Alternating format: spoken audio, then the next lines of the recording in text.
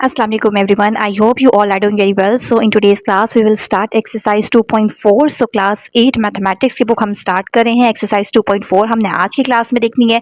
ये हमारे पास सब डोमेन 2 एक्सपेंशन एंड फैक्टराइजेशन में आ जाती है. ठीक है, फर्स्ट एक्सरसाइज है. क्वेश्चन नंबर 1 देखते हैं. ओके, सो क्वेश्चन नंबर 1 क्या है हमारे पास? Separate the open and close sentence. अब टोटल हमारे पास इस एक्सरसाइज में 7 क्वेश्चंस हैं. हर क्वेश्चन के लिए हमने सबसे पहले इसकी डेफिनेशन में जाना है. डेफिनेशन को भी साथ साथ हाईलाइट करेंगे, समझेंगे और फिर हम इसके साथ साथ एक्सरसाइज क्वेश्चन देखेंगे. ठीक है, तो ओपन और क्लोज सेंटेंस हमारे पास होता क्या है, इसके लिए आपने पेज टर्न करना है. 22 पे हमारे पास डेफिनेशन आ जाती है ओपन एंड क्लोज सेंटेंस की. क्लोज सेंटेंस क्या होते हैं? A clause sentence is always true और ऑलवेज फॉल्स. ऐसा सेंटेंस जो हमेशा या फिर ट्रू होगा या फिर फॉल्स होगा. ठीक है, जैसे कि 12 divided by 4 is equal to 3. जब भी हम 12 को 4 से डिवाइड करते हैं तो 3 आता है ना. ऐसे देखें, 12 डिवाइडेड बाय 4, 4 3 जा 12 होता है. इसका मतलब है कि आंसर 3 आ रहा है, दोनों साइड्स पे इक्वल होगा, तो इसका मतलब है कि ये बात ठीक है. ठीक है, या फिर हम कहते हैं कि 6 एक इवन नंबर है, तो हमें पता है कि 6 एक इवन नंबर है. तो ऐसी चीज जो हमें पता है कि या फिर ये ट्रू है या फिर फॉल्स है. अब यहाँ पे देखें, जो थर्ड एग्जांपल है 4 9 से क्या होता है 36.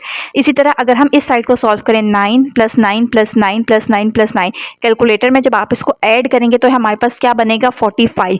तो 36 इज नॉट इक्वल टू 45 ना. 36 एक अलग नंबर है, 45 एक अलग नंबर है. तो इसका मतलब है कि ये स्टेटमेंट क्या है, ये हमारे पास सेंटेंस क्या है, फॉल्स है. ठीक है, तो ऐसी चीज जो हमें क्लियर पता चल रही है कि या फिर ये ट्रू है या फिर फॉल्स है, तो इस तरह के सेंटेंस को क्लोज सेंटेंस कहेंगे. और ओपन सेंटेंस की डेफिनेशन यही आपके पास क्लोज सेंटेंस की डेफिनेशन आ जाती है और इसके साथ ही इसकी एग्जांपल्स आ जाती हैं. ठीक है, तो कोई भी एनी 2 एग्जांपल्स आप लोग ले सकते हैं. इसी तरह ओपन सेंटेंस क्या होता है? An open sentence is neither true nor false until the variable or unknown have been replaced by specific value. अब ओपन सेंटेंस ऐसा सेंटेंस होगा जिसको देख के आपको पता नहीं चलेगा कि ये बात ट्रू हो रही है या फॉल्स हो रही है. मीन्स के हमें ये नहीं पता कि लेफ्ट साइड इक्वल हो रही है राइट साइड के या नहीं. इसके एग्जांपल देंगे, x + 4 इज इक्वल टू 10. अगर आपके पास इस तरह का कोई क्वेश्चन गिवन है, अब हमें नहीं पता ना x की जगह क्या नंबर है, x हमें कोई वैल्यू नहीं पता कि हम 4 में क्या ऐड करें कि आंसर 10 आ जाए. तो ये देखने से हमें नहीं पता चल रहा ना कि ये लेफ्ट साइड राइट साइड के इक्वल है या नहीं. तो ऐसी चीज जो देखने से हमें पता नहीं चल रही कि ट्रू है या फॉल्स है, तो फिर इस तरह के स्टेटमेंट को, सेंटेंस को हम क्या कहते हैं कि ये क्या है, ओपन सेंटेंस. इसी तरह 3y - 4 इज इक्वल टू 0. अब y की जगह कोई नंबर होगा, फिर हम इसको सॉल्व करेंगे तो फिर ही पता चलेगा ना कि इस साइड का आंसर 0 के इक्वल आ रहा है या नहीं. ठीक है, तो हमें देखने से तो नहीं पता चल रहा ना कि 3y में से हम -4 करें तो आंसर 0 आता है या नहीं, क्योंकि हमें y की कोई वैल्यू ही नहीं पता. तो इस तरह की चीज़ जो हमें नहीं पता कि वो ट्रू है या फॉल्स है, तो फिर इस तरह के हम सेंटेंस को क्या कहते हैं, ओपन सेंटेंस. ठीक है, अब इसकी एक्सरसाइज पे आ जाते हैं. क्वेश्चन नंबर 1 देखें. क्वेश्चन नंबर 1 देखें. अब फर्स्ट देखें 3x + 4. अब हमेशा याद रख लें, जब भी आपके पास कोई वेरिएबल लिखा हुआ है ना, इसकी जगह हमें नहीं पता कि क्या नंबर है, तो जहाँ पे हमें नहीं पता कि इसकी जगह क्या लिखा हुआ है, 3x क्या नंबर होता है, उसमें 4 ऐड करें तो क्या आता है, हमें नहीं पता. तो इसलिए इस तरह के फिर सेंटेंस को हम कहते हैं कि ये क्या है, ओपन. जिसका आंसर हमें नहीं पता कि या ये ट्रू है या फॉल्स, तो उस तरह के स्टेटमेंट को हम क्या, सेंटेंस को क्या कहेंगे, ओपन. इसी तरह अब यहाँ पे भी x³ लिखा हुआ है, जहाँ पे बीच में वेरिएबल आ रहा है ना, हमें नहीं पता कि 2x³ - 1 किसके इक्वल होते हैं, नहीं पता ना. एक साइड पे तो 6 है, इस साइड पे नहीं पता कि इसका आंसर क्या होगा, तो फिर ये क्या होगा, ओपन सेंटेंस. इसी तरह थर्ड देखें, 5 × 4 इज इक्वल टू 20. ये बात तो ट्रू है ना, हमें पता है 5 4 = 20 होता है और दूसरी साइड पे भी 20 है. ठीक है, आप ऐसे करके देख लें. तो left side is equal to right hand side है, जो चीज़ हमें क्लियर पता है कि ऐसा होता है. ये देखें 5 4 = 20 होता है, तो फिर इस तरह के सेंटेंस को हम क्या कहेंगे, क्लोज सेंटेंस. जो हमें पता है कि होता है वो क्लोज्ड. इसी तरह 5y + 7, 5y में 7 ऐड करें, क्या उसका आंसर y होता है या नहीं, हमें क्या पता कि होता है या नहीं, क्योंकि y की तो कोई वैल्यू नहीं है. तो फिर जिसका आंसर नहीं पता उसको क्या कहते हैं, ओपन. इसी तरह 10 + 40 इज इक्वल टू 50. ये बात तो ट्रू है, 10 में 40 ऐड करते हैं तो 50 होता है. तो जो बात ट्रू होती है उसको क्या कहते हैं, क्लोज्ड. क्लोज सेंटेंस पूरा आपने प्रॉपर लिखना है. ठीक है, सी इसलिए लिखा हुआ है ताकि पता चल जाए, क्लोज सेंटेंस. इसी तरह 72 डिवाइडेड बाय 8, कैलकुलेटर में आपने 72 लिखना है, ऐसे लिखें 72 डिवाइडेड बाय 8. हमें पता है ना 8 9 से 72 होता है, तो आंसर ठीक लिखा हुआ है. 72 को जब आप डिवाइडेड बाय 8 करेंगे तो आंसर 9 आता है. तो ये आंसर ट्रू है, इसका मतलब है कि ये क्या है, क्लोज सेंटेंस. अब एक्सरसाइज 2.4 पूरी एक तरह से MCQ बेस्ड एक्सरसाइज है, मीन्स के आप इसको बुक पे कर सकते हैं, तो इसीलिए इसको हम बुक पे करेंगे. आगे आने वाली एक्सरसाइज को फिर हम साथ साथ सॉल्व कर लेंगे. ठीक है, क्वेश्चन नंबर 2 देखें, separate the expression and equation. एक एक्सप्रेशन और इक्वेशन हमने दे के बताना है कि इनमें से कौन सा क्वेश्चन जो है वो एक्सप्रेशन है और कौन सा इक्वेशन है. इसके लिए भी हम सबसे पहले इसकी डेफिनेशन देख लेते हैं. पेज टर्न करते हैं. अलजेब्रिक एक्सप्रेशन या एक्सप्रेशन क्या होता है, an expression which connect variable and constant by algebraic operations of addition, subtraction, multiplication and division is called algebraic expression. Simple, अभी मैं आपको इसकी ट्रिक बता देती हूँ कि आप देख के कैसे आइडेंटिफाई कर सकते हैं. अलजेब्रिक एक्सप्रेशन की हमारे पास ये डेफिनेशन आ जाती है, मीन्स के अगर वेरिएबल्स, वेरिएबल क्या होते हैं एक्स वाई जी, अगर वेरिएबल और कांस्टेंट ज्वाइन हो रहे होते हैं, इकट्ठे लिख रहे हैं, उनके बीच में कोई साइन है प्लस माइनस मल्टीप्लाई या डिवीजन का, तो फिर इस तरह के एक्सप्रेशन को हम अलजेब्रिक एक्सप्रेशन कहते हैं। अब इसमें से आप कोई भी एग्जांपल लिख सकते हैं। इसी तरह इक्वेशन क्या होती है, a sentence that show equality a sign between two expression is called an equation. अगर हमारे पास इसकी एग्जांपल देखें, सिंपल अगर आपने एक्सप्रेशन या इक्वेशन देखना है ना कि क्या है, अगर आपके पास सिंपल कोई एक्सप्रेशन लिखा हुआ है, मीन्स कि अगर ये वाला इक्वल का साइन नहीं आ रहा ना, तो फिर आप उसको एक्सप्रेशन कहते हैं। इसमें इक्वल का साइन आ रहा है, नहीं, इसमें इक्वल का साइन आ रहा है, कहीं पे इसमें आ रहा है, इसमें कहीं पे भी इक्वल का साइन नहीं आ रहा है, इसका मतलब है कि ये सब क्या है, एक्सप्रेशन है। इसी तरह इक्वेशन की एग्जांपल्स देखें, इन सब में इक्वल का साइन आ रहा है, अगर इक्वल का साइन आ जाता है तो फिर ये क्या हो जाता है, इक्वेशन बन जाती है। इक्वल का साइन आ रहा है, इक्वेशन, इक्वल का साइन आ रहा है, इक्वेशन, कितना आसान है।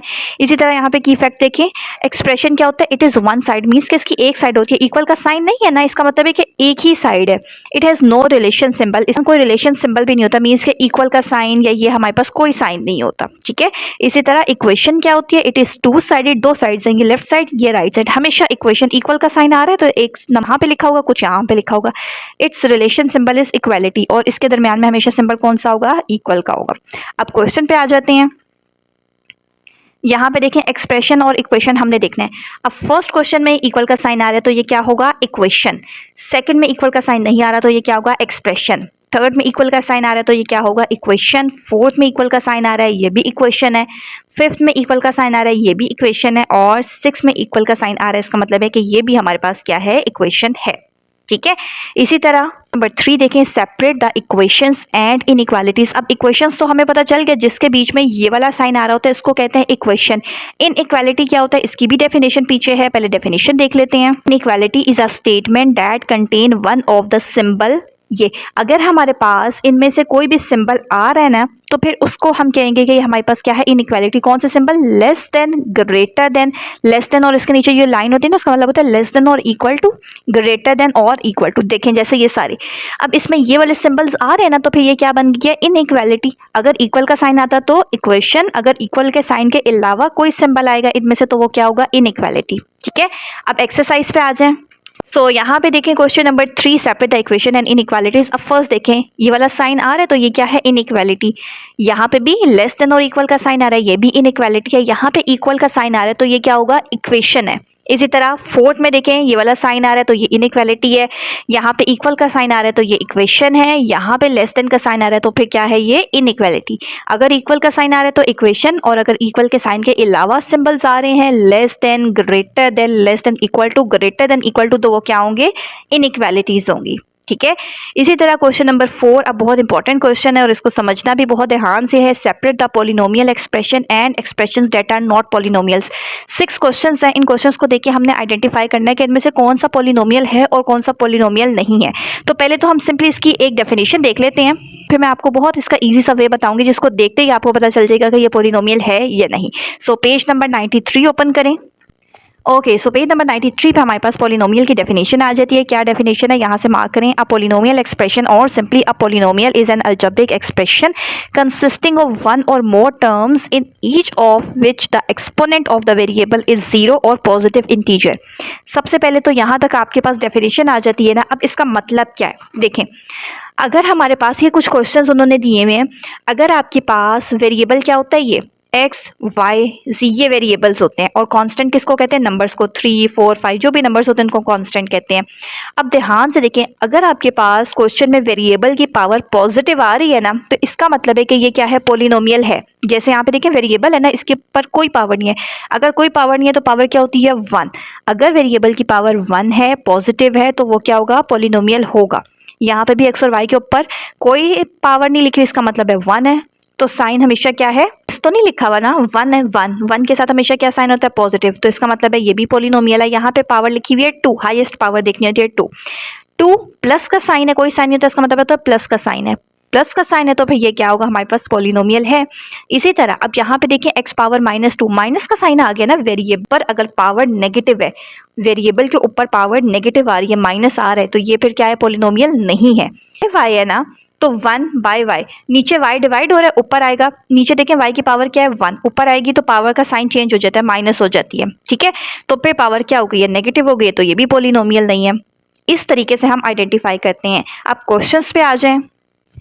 ओके, सो यहाँ पे अब हमने आइडेंटिफाई करना है। क्वेश्चन नंबर 1 में देखें हाईएस्ट पावर क्या है 2, पावर है 1, ठीक है। पावर्स देखें 2 है और यहाँ 1 है, पावर पॉजिटिव है ना, तो ये क्या होगा, पोलिनोमियल है। पी लिखा है इसका मतलब है पोलिनोमियल। यहाँ पे भी पावर देखें 2 पॉजिटिव पावर है, कहीं पे भी माइनस का साइन नहीं लिखा हुआ, तो ये भी पोलिनोमियल है। यहाँ पे देखें, यहाँ पे एक्स के ऊपर जो पावर है ना वो माइनस के साथ लिखी है, तो इसका मतलब है कि ये पोलिनोमियल नहीं है। अगर एक भी दफ़ा आपके पास पावर नेगेटिव लिखी हुई होती है ना, तो वो फिर पोलिनोमियल नहीं होती। इसी तरह यहाँ पे देखिए X divided by Y square. अब यहाँ पे देखने में, इस क्वेश्चन को देखने में आपको कहीं पे भी माइनस का साइन नजर नहीं आ रहा, लेकिन याद रखना है, इसको याद रखने का बहुत ईजी मेथड है। अगर पावर में माइनस का साइन आ रहा है तो पोलिनोमियल नहीं है, और अगर आपके पास क्वेश्चन में जो वेरिएबल है ना वो डिवीजन में लिखा हुआ है, जैसे ये जो वेरिएबल है ना ये नीचे डिवीजन में लिखा हुआ है ना, वाई वेरिएबल है, ये नीचे डिवीजन में लिखा हुआ है। जब भी वेरिएबल डिवीजन में लिखा होता है ना तो वो भी पोलिनोमियल नहीं होता। क्यों? क्योंकि यहाँ पे देखिए y डिवीजन में है ना, नीचे y की पावर है 2, तो अगर मैं इस y को ऊपर लेकर आऊंगी, नीचे डिवाइड हो रहा है, ऊपर आके मल्टीप्लाई हो जाएगा, तो ऊपर आने से इसका साइन क्या हो जाएगा, चेंज हो जाएगा, माइनस हो जाएगा। नीचे +2 था, ऊपर आके -2 हो जाएगा। तो अब हमारे पास पावर में माइनस का साइन आ रहा है, इसका मतलब है कि ये पोलिनोमियल नहीं है। सिंपल, जब भी वेरिएबल डिवीजन में आ रहा है ना तो वो नॉट अ पोलिनोमियल होगा। यहाँ पे सबके ऊपर पॉजिटिव नंबर है तो इसका मतलब है ये पोलिनोमियल है। यहाँ पे भी सब पे पावर जो है वो पॉजिटिव है, पोलिनोमियल है। अब यहाँ पे डिवीजन में आ रहा है लेकिन नंबर आ रहा है, नंबर को डिवीजन में लिखने से कोई फर्क नहीं पड़ता। अगर वेरिएबल डिवीजन में लिखा होता ना, मीन्स कि अगर 1/x लिखा होता ना, तो फिर मैं कहती कि ये पोलिनोमियल नहीं है, क्योंकि 1/x है, नीचे पावर पॉजिटिव है, ऊपर आएगी तो नेगेटिव हो जाएगी, तो फिर हम कहते हैं कि ये पोलिनोमियल नहीं है। इस क्वेश्चन में हमारे पास सारी जो पावर्स हैं वो पॉजिटिव हैं, तो ये पोलिनोमियल है। इसी तरह क्वेश्चन नंबर 5 देखें। क्वेश्चन नंबर 5 को यहीं पे देख लेते हैं। What constants are used in the following expressions. Constants क्या होते हैं? क्वेश्चन नंबर 1 में देखें, वेरिएबल हमें पता है अल्फ़ाबेट्स को सिंपल कहते हैं वेरिएबल्स, और नंबर्स को कहते हैं कांस्टेंट। इसमें हमारे पास आपने इस एक्सप्रेशन में देख के बताना है नंबर्स कौन से हैं। 7 है, कॉमा, और कौन सा है 6 के अगर तो माइनस का साइन आ रहा है तो वो लिखना है -6 और 3 लिख दें, कॉमा लगा के लिखना है। सिर्फ नंबर्स जो जो आ रहे हैं वो लिखने हैं। इसी तरह इसमें नंबर कौन सा आ रहा है 5, कॉमा, एक नंबर है -3, ये कांस्टेंट है। इस क्वेश्चन में कौन कौन से कांस्टेंट है? एक है हमारे पास 8, एक है हमारे पास 2 और एक है 5। इसी तरह इसमें 9, -3, -2, ठीक है। इसी तरह क्वेश्चन नंबर 6 भी हम यहीं पे देख लेते हैं। Right the degree of the polynomials given below. Degree का क्या मतलब होता है? डिग्री का मतलब होता है एक्सप्रेशन की हाईएस्ट पावर, ठीक है। जैसे ये क्वेश्चन लिखा हुआ है, इसमें वेरिएबल की हाईएस्ट पावर कितनी आ रही है? वेरिएबल कौन सा है? ये x। वेरिएबल किसको कहते हैं? अल्फ़ाबेट को। तो अल्फ़ाबेट की हाईएस्ट पावर क्या है? 1। कुछ जब कोई पावर नहीं लिखी हुई ना तो इसका मतलब होता है क्या होगी? 1। तो हाईएस्ट पावर क्या है? 1। तो इसका मतलब है इस क्वेश्चन की डिग्री क्या है? 1।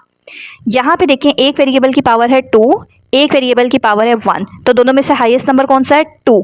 तो इसका मतलब है कि इस क्वेश्चन की डिग्री क्या है? 2।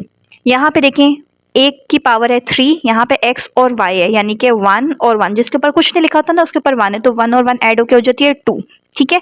एक पे पावर है 3, यहाँ पे 2 है, तो 3 और 2 में से बड़ा नंबर कौन सा है? 3। तो इसका मतलब है कि इस एक्सप्रेशन की डिग्री कितनी है? 3। इसी तरह यहाँ पे देखिए, जो वेरिएबल्स इकट्ठे लिखे होते हैं ना उनकी पावर्स को ऐड करना होता है, x और y। यहाँ पे पावर हमारी कितनी बन रही है? 4, ठीक है। 2 और 2 ऐड होकर कितना होता है? 4।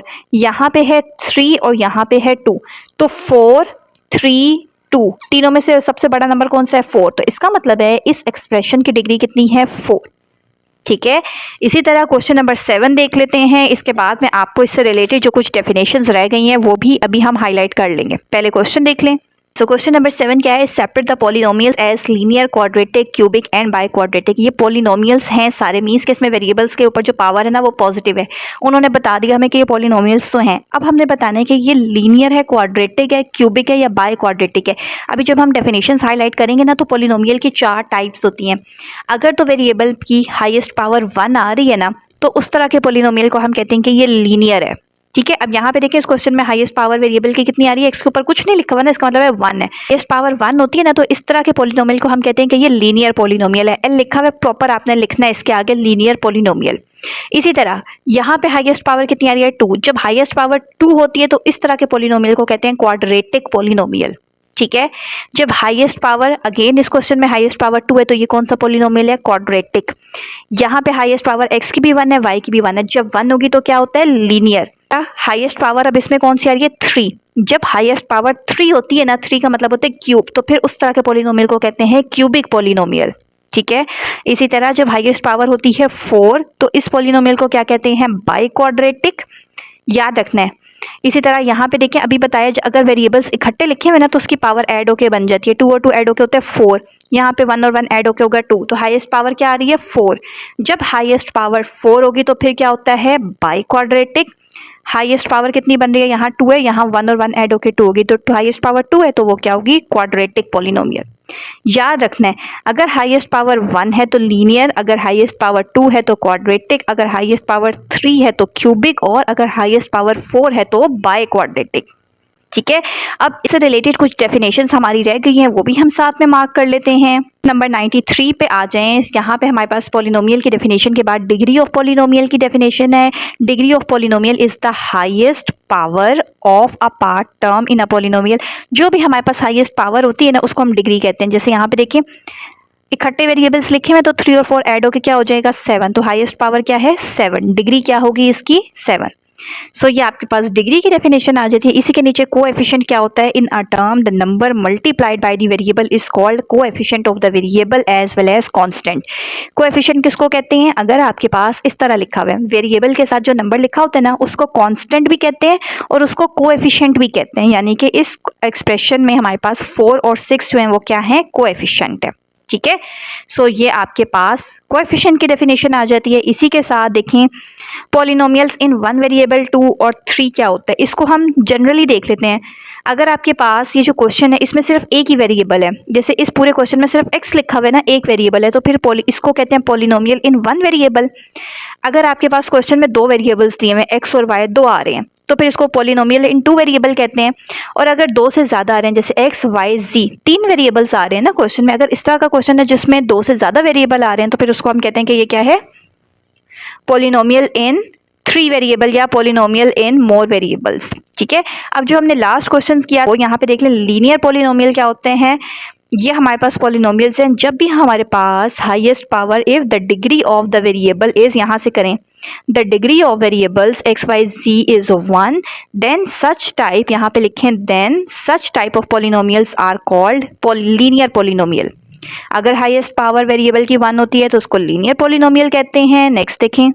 इसी तरह क्वाड्रेटिक क्या होता है, अगर हमारे पास से इफ, यहाँ पे लिखें इफ द हाईएस्ट एक्सपोनेंट और the sum of exponent is 2 then such type of polynomial is called quadratic polynomial. अगर हमारे पास पावर 2 हाईएस्ट आ रही होती है तो फिर इस तरह के पॉलिनोमियल्स को क्वाड्रेटिक पॉलिनोमियल कहते हैं। इसी तरह if the degree of each one of the polynomial is 3, अगर हमारे पास पॉलिनोमियल की डिग्री हाईएस्ट 3 आती है तो क्यूबिक, और if the degree of polynomial is 4 तो फिर इस तरह के पॉलिनोमियल को हम बाई क्वाड्रेटिक कहते हैं। ठीक है। तो ये हमारे पास कुछ बहुत इजी सी डेफिनेशंस और एक्सरसाइज 2.4 हमने आज की क्लास में कंप्लीट कर ली है। आई होप आपको ये लेक्चर बहुत अच्छे से क्लियर हो चुका होगा। स्टिल कोई कंफ्यूजन, कोई क्यूरी है तो आप कमेंट सेक्शन में ज़रूर पूछ सकते हैं। इससे नेक्स्ट लेक्चर में हम एक्सरसाइज 2.5 स्टार्ट करने वाले हैं। सो चैनल पे न्यू है तो चैनल को लास्ट में सब्सक्राइब कर लीजिए and stay connected with us.